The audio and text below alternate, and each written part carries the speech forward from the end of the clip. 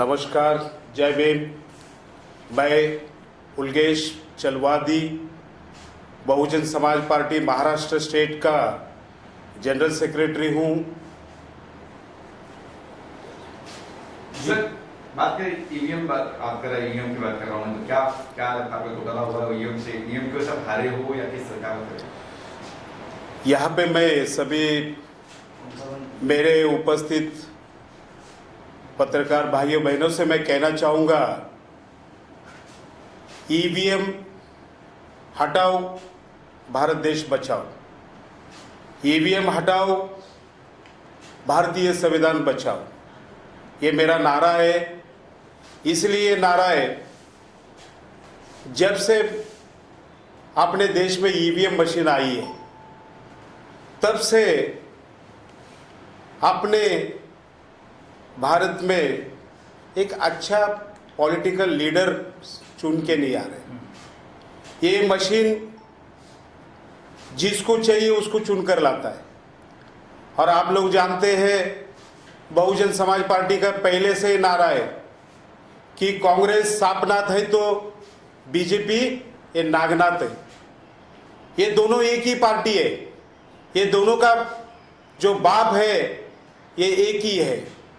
ये सिर्फ दिखाने के लिए ये दो पार्टी है। आपको यहाँ पे कहने में मुझे कहना चाहिए कि इस देश में 1984 में 14 अप्रैल को मान्यवर कांशीराम साहब ने जब ये पार्टी का निर्माण किया, बहुजन समाज पार्टी का, ये निर्माण इसीलिए किया, भारत देश में जो 15% लोग 85% लोगों के ऊपर रूल करते हैं और 85% लोगों के ऊपर जुल्म करते हैं, इसलिए पार्टी बनाई गई थी। ये पार्टी का मुख्य उद्देश्य था SC, ST, माइनॉरिटी, OBC ये सभी को हुक्म में लाने के लिए ये पार्टी बनाई गई थी। आप लोग देखे होंगे कि मान्यवर साहब ने उत्तर प्रदेश देश का सबसे बड़ा जो राज्य है, यहाँ पे 4 बार बहन कुमारी मायावती जी को यहाँ के CM बनाए और उनके कार्यकाल में जो काम हुआ उत्तर प्रदेश में, ऐसे कभी कोई भारत देश में काम हुआ नहीं है। इसलिए ये जो कांग्रेस बीजेपी डर कर इस देश में ईवीएम लाए, क्योंकि आने वाले दिनों में इस प्रकार से रहेगा तो पूरे देश पे बहन कुमारी मायावती जी राज करेगी और हमारा क्या होगा। इसलिए इन्हें ईवीएम लाया। आप देखो, 2007 के बाद भारत देश में जो पार्टी बहुत ही 84 में फॉर्म हुई और जो जोर में बढ़ रही थी, वो पार्टी को खत्म करने का ये लोगों ने किया। तो मैं बोलता हूँ, इतना ही नहीं कि हर अच्छे जो संविधान के साथ चलने वाले, डेमोक्रेसी के साथ चलने वाले, जो बाबा साहब के, फुले जी के, शाहू महाराज के विचारों पे चलने वाले को ये लोग किसी न किसी तरीके से पॉलिटिकली उनको हैंडीकैप कर रहे हैं।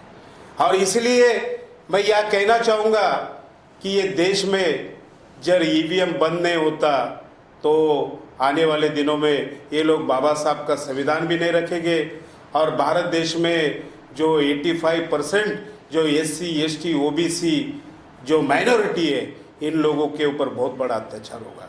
तो मैं यहाँ पे कहना चाहूँगा, ये जो बीजेपी है, कांग्रेस है, आप देखें कि राहुल जी गांधी ने इतना बड़ा भारत जोड़ो अभियान किया, उसमें कहीं भी उन्होंने ईवीएम हटाने के लिए न कहा, ईवीएम का नाम भी नहीं लिया। और आज आप देख रहे हैं कि भारत देश में इलेक्शन चल रहे, जो चुन के आने चाहिए वो चुन के नहीं आ रहे। आज मैं मेरे कॉन्स्टिट्यूंसी का बताऊंगा, मैं वडगांव शहरी से BSP का कैंडिडेट था। मेरे यहाँ पे बहन कुमारी मायावती जी का रैली हुआ और वहाँ पे मैं देखा कि मुझे, जबकि पूरा मीडिया कह रहा था, पूरा LI भी कह रहा था, सब लोग कह रहे थे कि इस बार बहुजन समाज पार्टी का सीट वडगांव शहरी से लगने वाला है, पर जब मत की गिनती हुई, वहाँ पे चकराने वाले मत का गिनती हुई, 3762 मत मुझे मिले।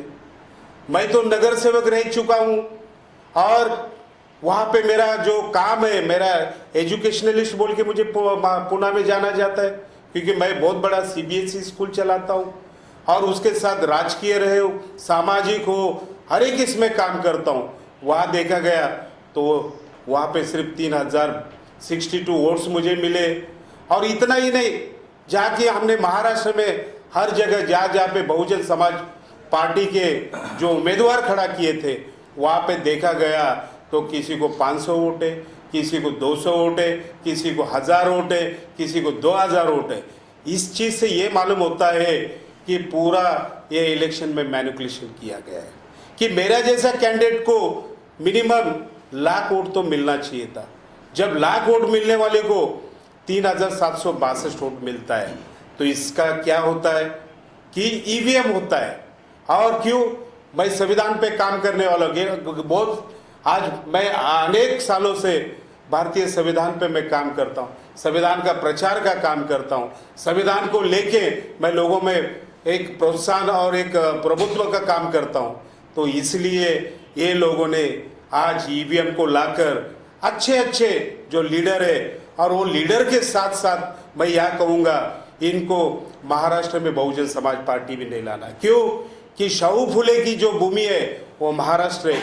ये भूमि में कभी बहुजन समाज पार्टी अपना सीट लाएगी तो भारत देश में बहन कुमारी मायावती जी को यह देश के पंतप्रधान बनने में टाइम नहीं लगेगा, इसलिए ये कर रहे हैं। तो मैं सभी से अपील करता हूँ, देशवासियों से, मेरे महाराष्ट्र के वासियों से और मेरे पुणे वाले से, कि आने वाले दिनों में हम लोग ईवीएम हटाने के लिए हम सब घर के बाहर नहीं निकलते तो ये ईवीएम हमें ख़त्म करेगा। आप देखते हैं अमेरिकी देश ये ईवीएम इस्तेमाल नहीं करते, तो जब इतने एडवांस कंट्रीज ईवीएम इस्तेमाल नहीं करते तो हमने करना चाहिए क्या। और आज हम चुप रहेंगे तो आने वाले दिनों में हमें चुप किया जाएगा। आज देखते हैं आप, ये ईवीएम का आवाज़ उठाने सबने शुरुआत किया तो उसमें आप देखिए परभणी में जाके बाबा साहब अम्बेडकर के संविधान के साथ उनके स्टैचू के पास छेड़छाड़ किया।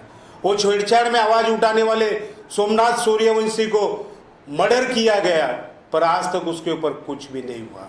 आप देखते अमित शाह जी ने बाबा साहब अम्बेडकर जो संविधान निर्माता है उनके खिलाफ जो बात किया वो इतना निंदनीय था, जिसके लिए बहन कुमारी मायावती जी ने पूरे देश में 24 दिसंबर को पूरे देश में आंदोलन किया।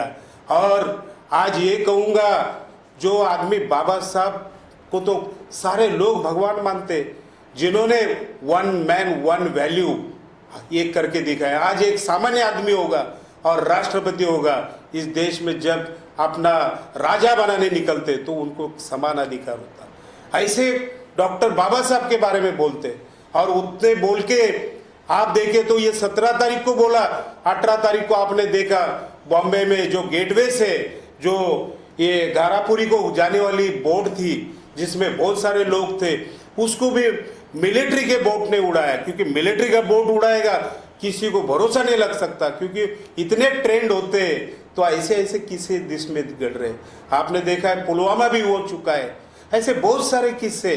तो मैं सभी से अपील करूंगा, आने वाले दिनों में आप ही नहीं, हम ही नहीं, सारा लोग मिलके रास्ते में निकलते, घर से बाहर निकलते और भारत बचाओ, ईवीएम हटाओ, संविधान बचाओ, ईवीएम हटाओ, ये नारा लेकर हम सब काम करेंगे।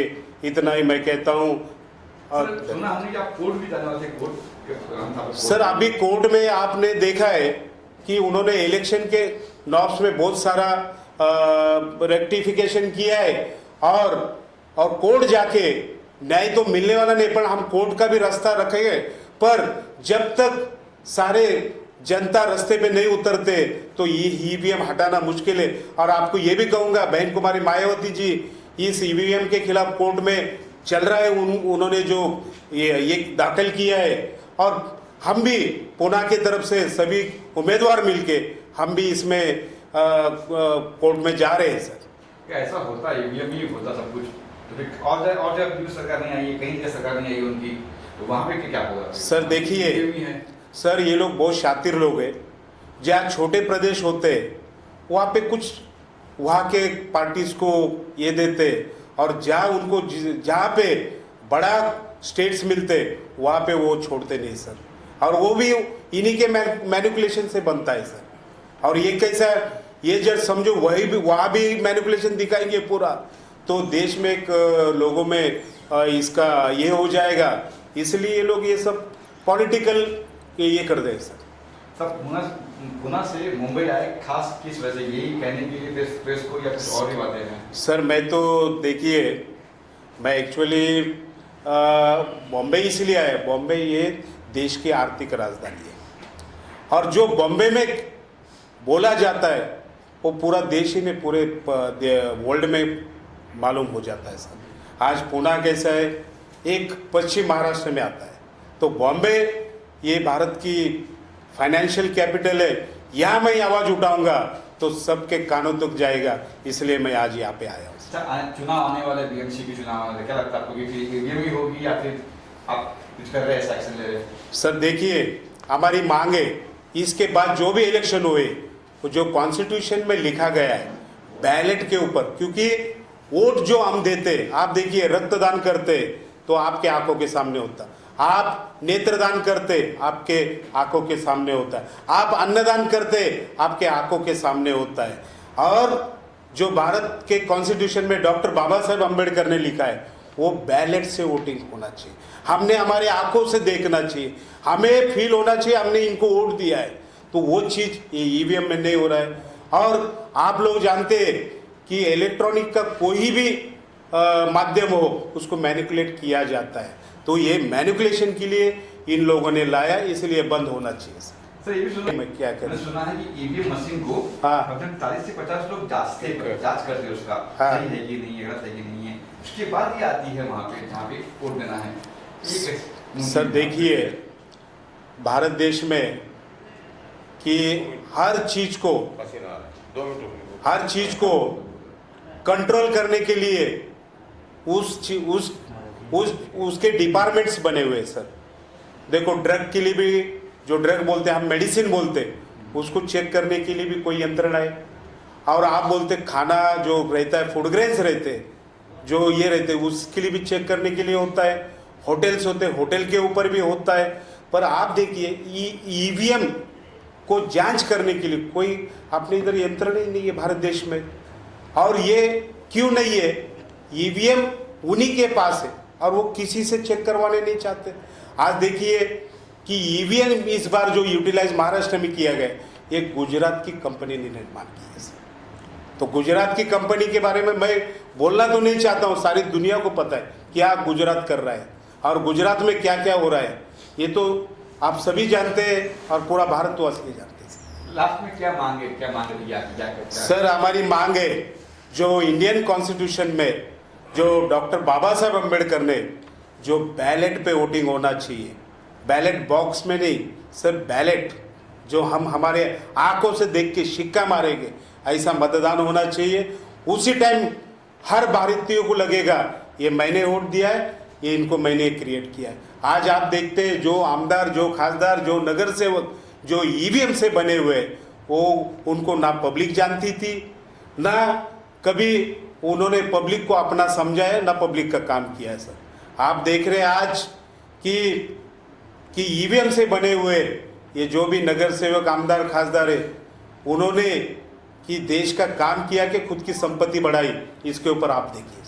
भविष्य में आंदोलन करने वाले वैसे ईवीएम को लेकर सर अभी देखिए हम लोग, ये तो आज का मेरा शुरुआत है, मैं आज के बाद हर दिन एक ही काम करूंगा सर, मेरे पार्टी के लोगों को लेकर, जो हारे हुए उम्मीदवारों को लेकर। और सर मैं अकेला बहुजन समाज इसमें पीड़ित नहीं हूँ, बहुत सारे पार्टी भी पीड़ित है, बहुत सारे पार्टी भी पीड़ित है और बहुत सारे इंडिपेंडेंट कैंडिडेट भी पीड़ित है।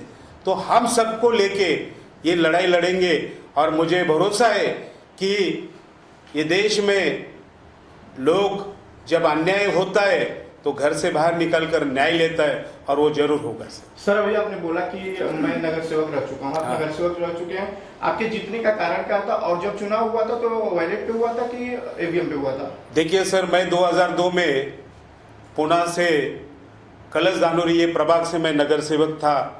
उस वक्त जो वोटिंग हुआ था वो बैलेट से हुआ था सर। तो उसके बाद से जितने बार जो ये ईवीएम मशीन से हुआ उतने बार मैं हारा हूँ सर। और जनता मेरे साथ है और रोज मेरे यहाँ मिलने के लिए, मेरे से काम करवाने के लिए मिनिमम मेरे ऑफिस के बाहर पूरी गर्दी लगी होती है, पर वोट कहाँ जाता है यही मुझे नहीं पता सर। ईवीएम में भी बटन दबाने पर आता है कि किस पार्टी को, किस चिन्ह को आपने वोट दिया। आप कैसे कहते हैं कि वो बैलेट पेपर सामने होता है, ये नहीं होता है? टेक्निकली आप कुछ प्रूव कर सकते हैं कि सर देखिए, आप जो कह रहे हैं वो इलेक्ट्रॉनिक मशीन पे दिखता है सर।